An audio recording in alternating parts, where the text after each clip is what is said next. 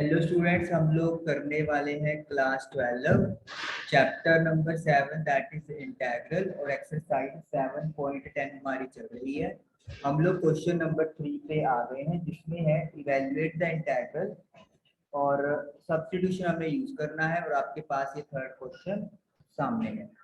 सबसे पहले हम लोग यहाँ पे x की वैल्यू पुट करेंगे tan थीटा।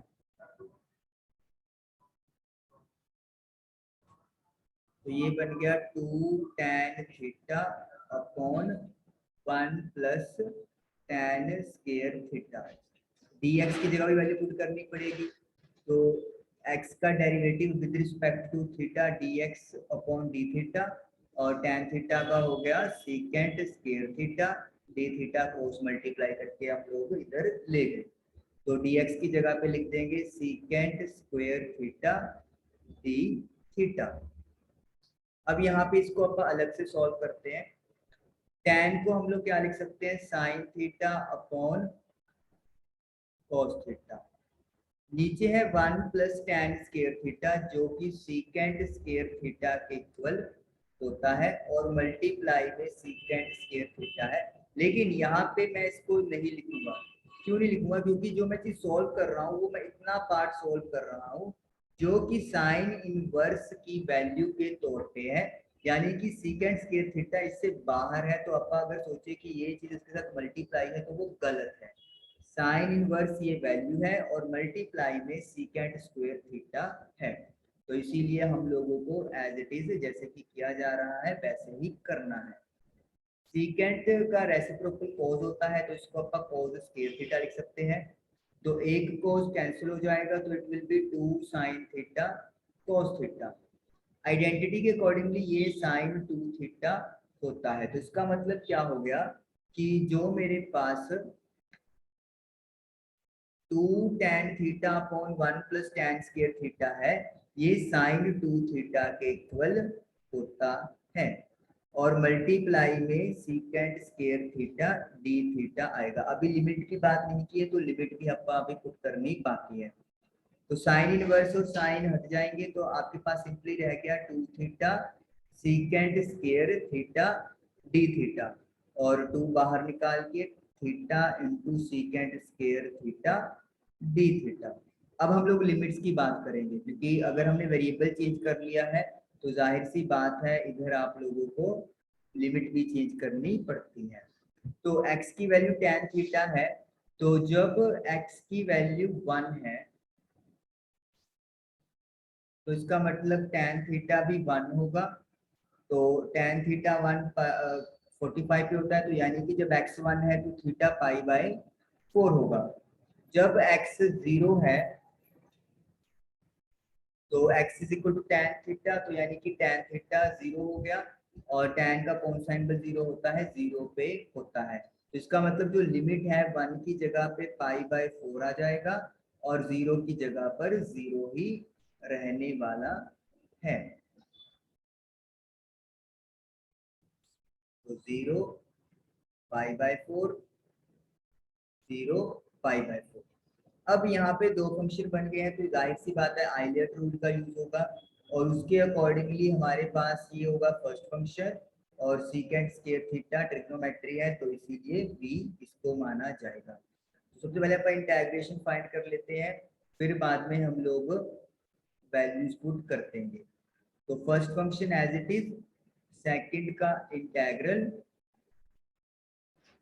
देन बड़ा इंटीग्रल, फर्स्ट फंक्शन का डेरिवेटिव मल्टीप्लाई सेकंड का इंटीग्रल और इस पूरे का इंटीग्रल। लिमिट नहीं अभी लिख रहा हूँ क्योंकि मैं सिंपल इंटीग्रेशन कर रहा हूँ और ये 2 सारे के साथ मल्टीप्लाई होगा जो वो भी एंड में अपन करेंगे। सीकेंट स्क्वायर का इंटीग्रल tan थीटा होता है। थीटा का derivative with respect to theta 1 होगा। सीकेंट स्क्वायर का tan स्क्वायर थीटा और मल्टीप्लाई बाय d थीटा। अब tan स्क्वायर थीटा का तो इंटीग्रल नहीं होता, सॉरी इधर tan थीटा आएगा। अब tan थीटा का जो इंटीग्रल है वो क्या होता है, इट इज log secant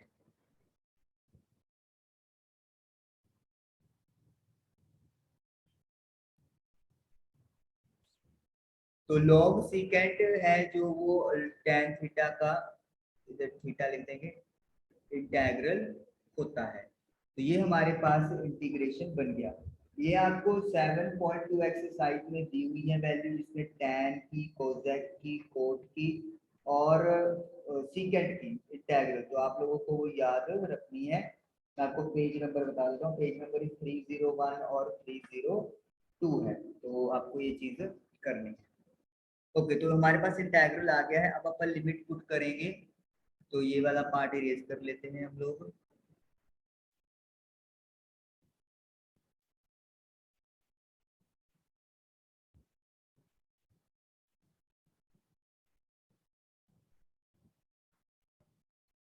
तो थीटा इंटू टेन थीटा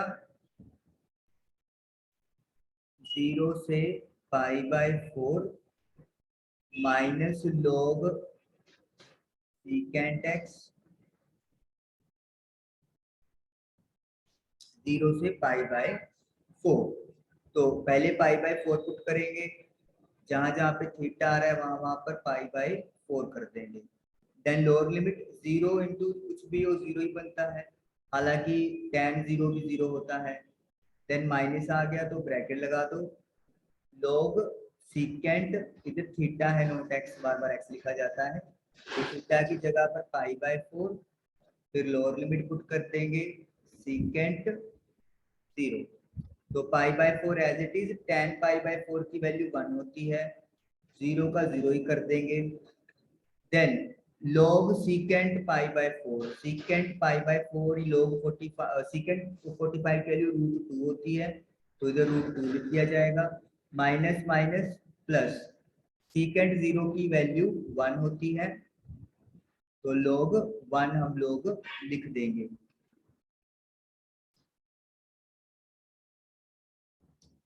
तो π/4 माइनस जो 2 है उसे हम लोग रूट जो है उसको 1/2 लिख देंगे, और नेचुरल लॉग 1 की वैल्यू 0 होती है।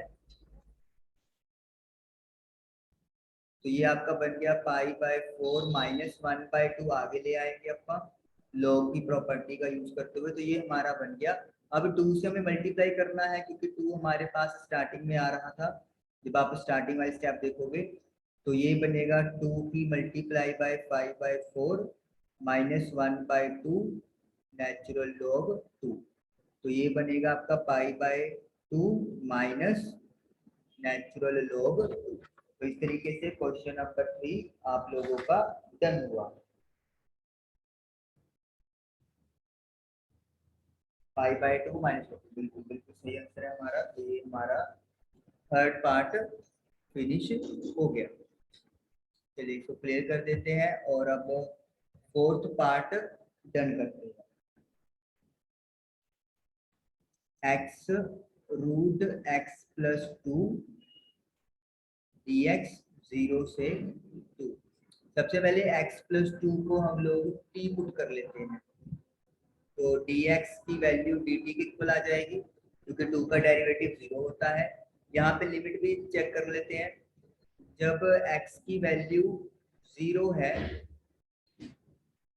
तो t की वैल्यू हो जाएगी 2, और जब x की वैल्यू 2 है तो t की वैल्यू हो जाएगी 4।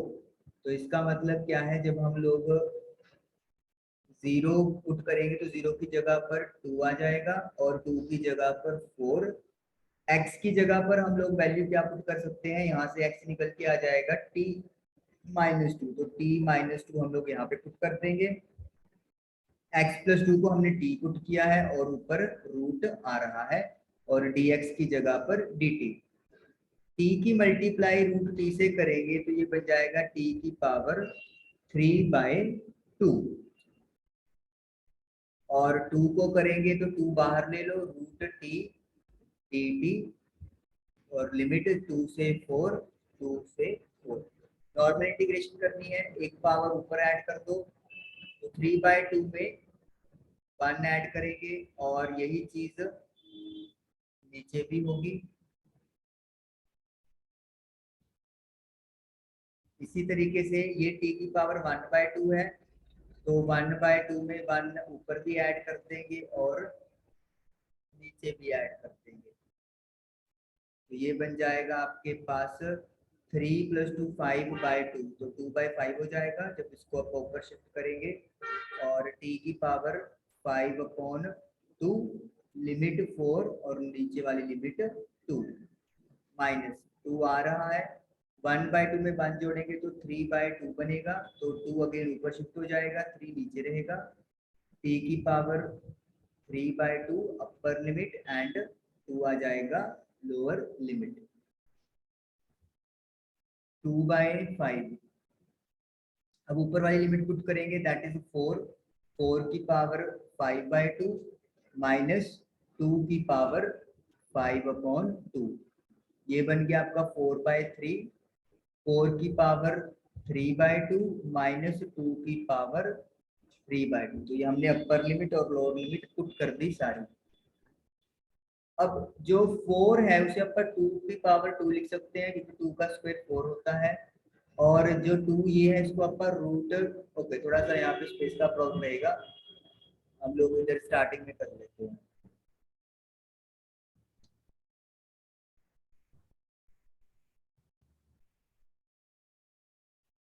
ओके, तो 2/5, 4 को 2 का स्क्वायर लिख सकते हैं और पावर 5/2 है। देन -2 को लिख लेंगे √2 का होल स्क्वायर और पावर 5/2 है। देन माइनस का 4/3, 4 को 2 का स्क्वायर लिख सकते हैं और पावर 3/2 है। -2 को लिखेंगे √2 का स्क्वायर और 3/2 की पावर है, तो 2 के साथ 2 कट जाएगा, तो ये बच गया 2 की पावर 5 जो 32 होता है। ये भी 2 के साथ 2 कट गया। √2 की पावर 5, √2 की पावर 5 का मतलब क्या है, √2 को आप 5 टाइम्स मल्टीप्लाई में लेके जाओगे, तो ये बन गया 2, ये भी बन गया 2, तो 2 × 2 4 √2 माइनस का 4/3, ये बन गया 2 की पावर 3 दैट इज 8, √2 की पावर 3 बन जाएगा 2√2।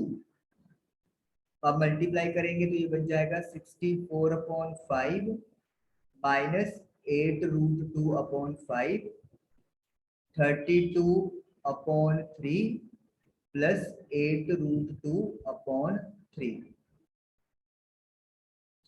15 एलसीएम आ जाएगा, तो ये बनेगा 3/192, तो ये भी 3/24√2 डिवाइड करेंगे 5/160 और ये बन जाएगा आप लोगों का 40√2। तो 192 में से 160 माइनस करेंगे 32, और ये आपका 40√2 में से 24√2 माइनस करोगे 16√2/15, 16 कॉमन ले आएंगे, तो इधर बच गया 2 + √2 डिवाइडेड बाय 15, तो ये हमारा आंसर आ गया। एक बार हम लोग चेक कर लेते हैं, 7.10। ओके, एक स्टेप और है,